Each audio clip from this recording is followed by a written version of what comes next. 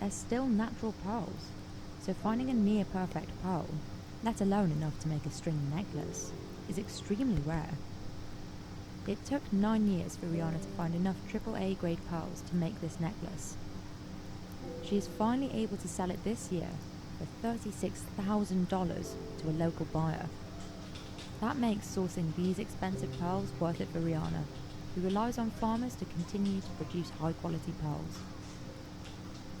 But Mahmoud says pearl farmers need more support from the government, specifically around making nuclei readily available. Kalau untuk itu sih memang iya, kami tidak bisa pungkiri ya, bahwa untuk perizinan import ini yang agak sulit. With this kind of support, pearl farmers say they could increase their production and make Indonesian South Sea pearls more readily available internationally.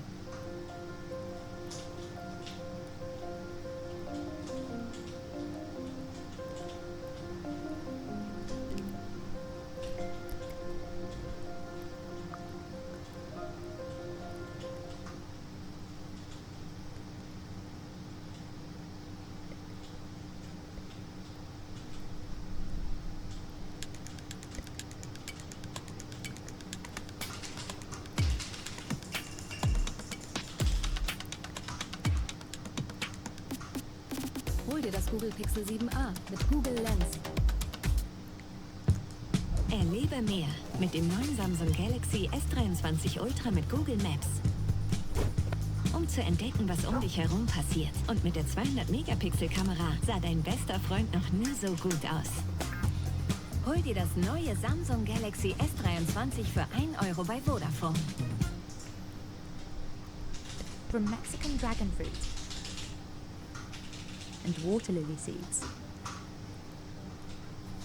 to Miyazaki mangoes and ceremonial grade matcha. We travelled the globe to uncover the stories and flavours behind some of the world's most expensive foods. Our first stop is Mexico, where farmers grow pitaya, a type of dragon fruit. A batch of 4,000 of these vibrant fruits can sell for $7,400. That's a sum that can make or break the economy of an entire town in Mexico during the growing season. Braving 30-foot high cacti, sharp spines and sweltering heat is the only way to reach this incredibly sweet and juicy fruit. The pitaya is a type of dragon fruit. Once it is picked, time is of the essence. After 24 hours, the fruit begins to lose its flavour and texture. This makes getting pitaya to customers incredibly difficult and pushes the price higher depending on where you live. In Guadalajara, Mexico, a batch of 4,000 pitayas can sell for over $7,400.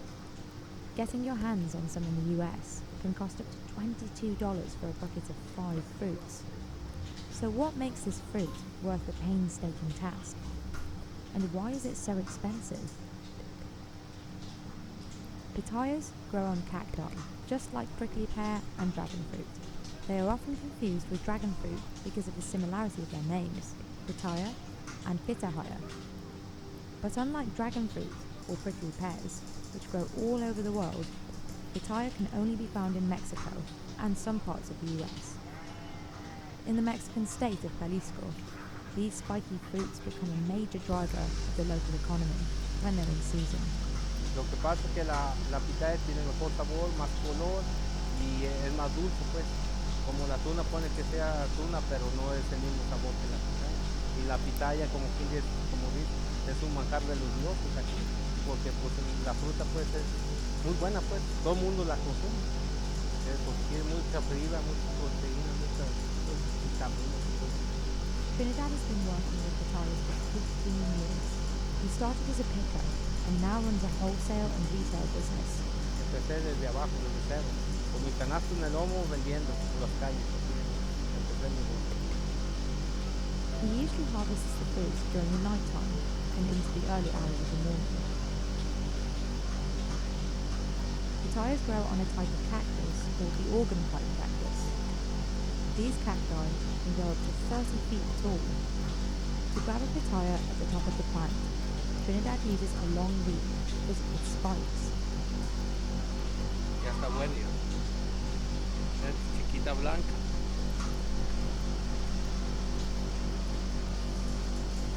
Ya está bueno, ya más.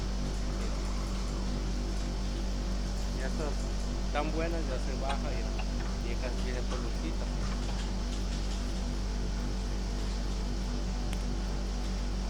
El sabor viene siendo dulce,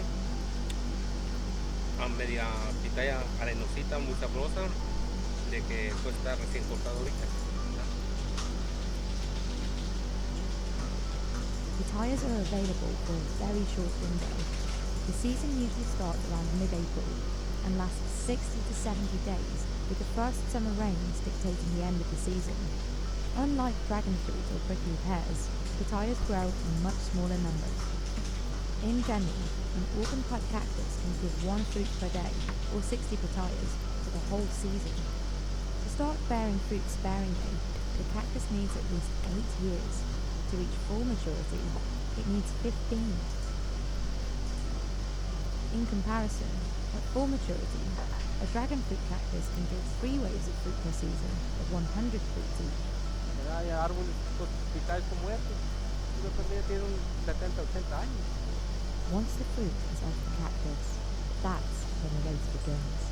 Pitayas are made of 85% water and are very perishable. They can only last 24 hours before losing texture and flavour. When Trinidad is done picking, he has to process the fruit straight away if he wants it to arrive fresh to his customers. Before they can be sold, workers have to quickly remove the dozens of spines by hand. While the spines are hard, the fruit is very fragile, so when peeling, one has to be careful not to peel off too much skin. This would make the fruit more tender, and it would spoil faster. Lo que pasa es de que, como es una fruta muy delicada, entre más cosas traigas en la mano, por decirlo así, un guante grueso, no sabes qué tanta fuerza puedas ponerle al agarrar la pitaya. Como esta, mira, que es bien dura, si yo, por decirlo así, le trajera un guante, o bien la apachurro, o con la fuerza que estoy poniéndole al cuchillo, saldría volando la pitaya. Entonces es preferible más que nada con la mano. Mayugas menos la fruta, y aparte que mayugas menos la fruta, la pitaya queda más. At the peak of the season, Manuel can clean 3,000 to 4,000 pitayas a day. With this many pitayas, a good batch would be worth anywhere from $2,000 to $2,700. Pitayas are praised for their sweetness. They are also rich in vitamin C, fiber, potassium, iron, and calcium. And their seeds are rich in omega-3. Pitayas come in 4 colours: white, red, purple, and yellow. Despite being the same type of cactus, each plant will give a different colour pitaya with a different degree of sweetness. Pero de esos colores hay muchas tonalidades. Hay varias amarillas, varias rojas, varias blancas. Y esta es la amarilla que te decía. Esta es blanca, mira. Esta nosotros la conocemos como la gotita de miel. Esta pitaya que estoy pelando, mucha gente la conoce como las pitayas de los pillos, que vienen siendo mis abuelos. Son muy diferentes. Because they spoil so quickly, there are a few ways that pitayas get distributed, each way determining the price. Manuel sells them at a stand that he has operated with his wife for the last 7 years. Haz de cuenta que se manejan por canastos, y llegamos a tener hasta como 20, 25 canastos en temporada alta, cuando hay bastante. Te comes una y ahí está la espinita con la de ya déjame como la otra, ya déjame como la otra. A mí como vendedor me ha tocado conocer personas que parados aquí en mi puesto se han comido 50, 60 pitayas de un tamaño no muy grande, claro, ¿verdad? Market stands like Manuel's are usually run by local families, but pitayas are not just sold at local markets. You can find Trinidad on the Colima-Guadalajara highway at the 49-kilometer mark, where he sells his pitayas from a roadside stand. Pitayas are cheapest when they're sold locally. In Mexico, the final price varies on the size of the fruit, but also on location. A batch of 4,000 high-quality pitayas that could be worth up to $2,700 in a local market could fetch over $7,400 for the extra hassle it took to rush them to the city. Andres runs a pitaya delivery company with his brother, Juan Pablo. They buy pitayas from wholesalers like Trinidad and Manuel and distribute them to customers in Guadalajara, the capital of Jalisco, and the only place, apart from small towns, where pitayas are readily available. Sí, con nuestro esquema de negocio que tenemos de repartir cada pitaya a domicilio, se ha abierto una gran oportunidad para las familias que viven aquí, porque te platicaba que realmente la forma de conseguirlas es limitada. Getting pitayas out of town and into the city is a challenge. The pitayas have been off the tree for a few hours now, and there's a high chance some of them will not make it to their destination. Es muy complicado también el tema de la logística porque tienes que cuidar mucho el producto, ¿no? Porque si lo andas paseando también se anda haciendo aguados, se anda haciendo todos esos temas que pasa de la pitaya, ¿no? Entonces también tienes que cuidar que a un repartidor no lo mandes a tantos lados porque pues, va a andar paseándose y con el sol y así, entonces es muy común que cuando nosotros compramos la pitaya, a la hora de repartirla y así, tenemos un cierto porcentaje de merma. This is why pitayas are extremely rare to find outside of Mexico. Only a handful of companies will take the risk to ship the fruits abroad, either by driving hours across the US border or shipping them first class. These are usually pre-orders that reach the customer directly, rather than transporting the pitayas to another market stall. The final price will be double what a customer in Jalisco would pay. Cualquier fruta que está en el mercado se mide por kilo, ¿no? Aquí se mide por pieza. Es muy especial este tema y se cobra por pieza porque es únicamente en Jalisco, únicamente en ciertos pueblos de Jalisco. Básicamente es el 90% de la fruta viene de esos pueblos. Los tienes que transportar hacia Guadalajara, entonces todo ese proceso pues, conlleva un gasto, entonces por eso se incrementa el precio, ¿no? But it's the unpredictability of the season that plays the biggest role. La gente lo paga 5 veces más del valor real, pero por el tema de que ya volvió la temporada de pitayas, hay poca, entonces hay que venderla más cara, ¿no? In the last few years, pitayas have been even sweeter for locals. The demand is growing. Companies like Andres and Juan Pablo are spreading the word outside of town, and the pitaya market is getting bigger. The weather has also been ideal for pitaya. In recent years, the rains have arrived a bit later than usual and brought less precipitation, lengthening the growing season. But this is not necessarily good news in the long term. While cacti thrive in deserts and the high temperatures allow their fruit to grow, they are not immune to extreme heat. A 2022 study found that 31% of the world's cactus species are currently threatened with extinction. By 2050, that number could increase to 90% as a result of the climate becoming hotter and drier. This pressure could make the pitaya an even more fleeting fruit. Even now, in full bloom, one season is not enough for locals like Trinidad to support themselves year-round. De un negocio, no se vive uno solo, o sea que de otra cosa, de un lado sale y le vas tapando a otro y así te va, pues no nomás, pues como tengo varios negocios, pues no nomás vivo de una sola cosa, ¿verdad? Pues como dices, tengo la tienda, tengo la tortilla de abarrotes, la carnicería, tengo aquí todo este sembrado de mezcal, tengo ganado, puercos, borregos.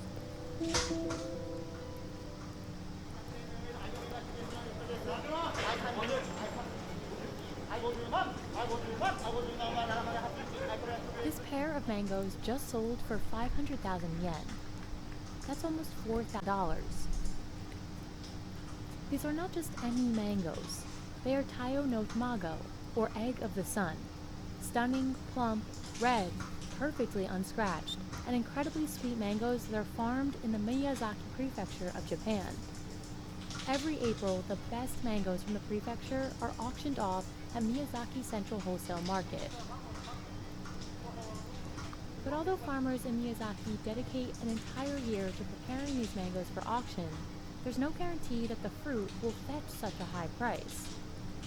That's because before reaching the auctioning table, a mango has to be perfect, inside and out. 大変ですね。全てのマンゴー農家さんがうまくいっているわけじゃないと思うんですよね。 So why are Taiyo no Tamago mangoes so difficult to grow? And what makes them so expensive? Mangoes farmed in Miyazaki are from the Irwin mango variety, a type often referred to as apple mango, as it turns red when ripe. Irwin mangoes are actually pretty common, and are also grown in other parts of the world and sold at much lower prices. This is because the exclusivity of Taiyo no Tamago is not tied to which type of mango it is, but rather to the care it receives. In order to generate buzz at the auction, a mango needs bees. To increase their odds of success, farmers like Takuya usually rent bees during the flowering season. These are flowering mango plants. Bees play a crucial role in the pollination of the plants, as without them, mangoes would not grow as big as desired. ミツバチにもよるんですけど、たくさんなった木には1本の木に200個くらいなるんで、これをまだ鳴らした方がいいからっていうので鳴らしてるんですよ。普段も落とすんですよ、これ。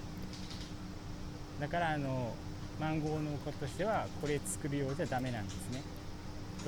ミツバチが交配しない場合はこういう小さい実になるんですね。もうこれ以上大きくはならないんですよ。